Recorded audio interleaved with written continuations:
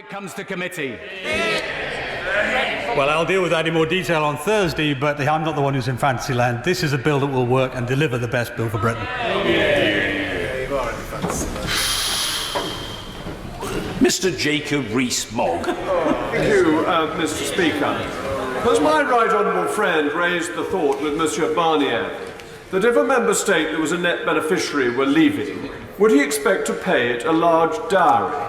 And when he realises that the answer to that question is obvious, does it follow that the European Commission demand for money with menaces is ridiculous? I did raise that point in a rather jocular way about 3 or 4 months ago, and all I got was laughter. But the point that I think is important here is the European Union has based its argument upon an argument of legal necessity, that we have to pay because that's what the law says. That was their argument.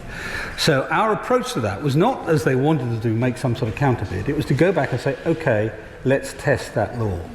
Last week, they were given a 2.5-hour briefing, essentially, on why we think the legal basis is flawed. And that, I think, to some extent, is why the end of that negotiating round was a little more tetchy than the one before. You didn't frankly have the balls to put country before party.